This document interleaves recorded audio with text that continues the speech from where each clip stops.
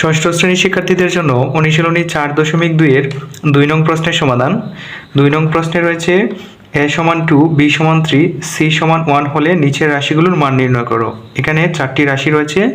4টি রাশির মধ্যে আমরা এখানে সংখ্যার মানগুলো বসিয়ে অর্থাৎ সাংখ্যিক মানগুলো বসিয়ে মান বের করব। তো দেখি কিভাবে হয়। প্রথমে রয়েছে a cube plus b square. তো এখানে আমরা এর জায়গায় এর মানটি বসিয়ে দিব 2, তাহলে হবে a কিউবের জায়গায় হবে 2 কিউব প্লাস b এর জায়গায় হবে 3 এবং পাওয়ারটি হবে স্কয়ার। তো এখন আমরা দেখি কত আসে।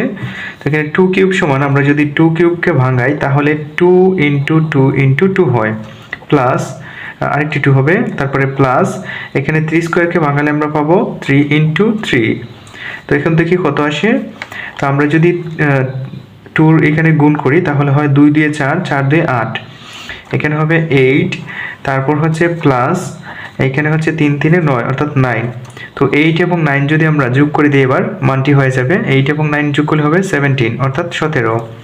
তারপর দেখি 2 নংটিও সেম ভাবে b এর জায়গায় আমরা b এর মান বসাবো কত 3, তো এখানে বসাবো 3 হবে উপরে কিউব প্লাস c এর জায়গায় c এর মানটি হচ্ছে 1 বসাবো 1 কিউব, তারপর আমরা সমান দিব এখানে 3 কিউব সমান কি হয় 3 ইন্টু 3 ইন্টু 3, অথবা আমরা একবারও করতে পারি। তারপর প্লাস 1 কিউব সমান কিন্তু হবে 1 ইন্টু 1 ইন্টু 1 অর্থাৎ 1ই হবে।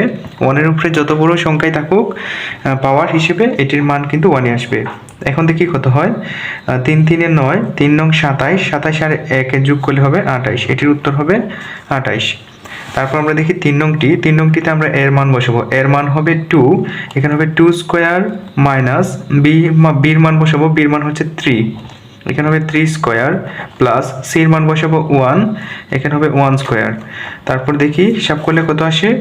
এখানে 2 স্কয়ার সমান কত হবে 2 ইন্টু 2, তারপরে মাইনাস 3 স্কয়ার হবে 3 ইন্টু 3, তারপরে প্লাস 1 স্কয়ার সমান কত 1ই হবে, সমান এখানে 2 2 গুণ করলে হয় 4 মাইনাস এখানে 3 3 গুণ করলে হয় 9 প্লাস 1।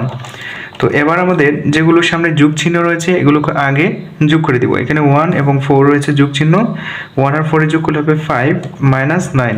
তো এটির উত্তর যে সংখ্যাটি বড় থাকবে এটির সামনে যে চিহ্ন থাকবে এই সংখ্যাটিকে এই চিহ্নটি বসিয়ে দিব। এখানে -9 বড়, তাইলে মাইনাসটি বসাবো, তারপর 9 থেকে 5 বিয়োগ করে দিব। 9 থেকে 5 বিয়োগ করলে কত 4 আসে, এটার উত্তর হবে -4।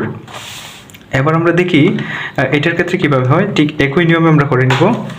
এখানে b এর মান বসাবো, b এর মান কত 3, এখানে হবে 3 স্কয়ার মাইনাস এখানে 2 ইন্টু এর মান কত 2 ইন্টু b এর মান 3, তারপরে প্লাস a স্কয়ার অর্থাৎ 2 স্কয়ার। তো এখন আমরা আর ভেঙে করব না, সরাসরি করে নিতে পারি। 3 এর উপর স্কয়ার থাকলে হয় 3 ইন্টু 3 তার মানে 9, তারপর মাইনাস 2 দিয়ে 4, 4 3 12, এখানে হবে 12 প্লাস 2 2 হবে 4, তারপর এখানে যোগ চিহ্ন রয়েছে 4 এর আগে এবং 9 এর আগে, 9 এবং 4 যোগ করলে হবে 13 মাইনাস 12 সমান হবে 13 থেকে 12 বিয়োগ করলে হচ্ছে 1, এটির উত্তর হবে 1। এবার দেখি আমরা 5 নং প্রশ্নটি। এখানে রয়েছে a স্কয়ার, এর মান বসাবো 2 হবে 2 স্কয়ার মাইনাস 2 ইন্টু a অর্থাৎ এর মান হচ্ছে 2, তারপর c এর মান হচ্ছে 1 প্লাস c এর মান হচ্ছে 1 স্কয়ার দিব। এখানে 2 এর উপরে স্কয়ার রয়েছে, 2 এর উপরে স্কয়ার অর্থাৎ 2 দিয়ে 4, এখানে হবে 4 মাইনাস 2 দিয়ে 4, 4 একে 4, তারপরে প্লাস 1।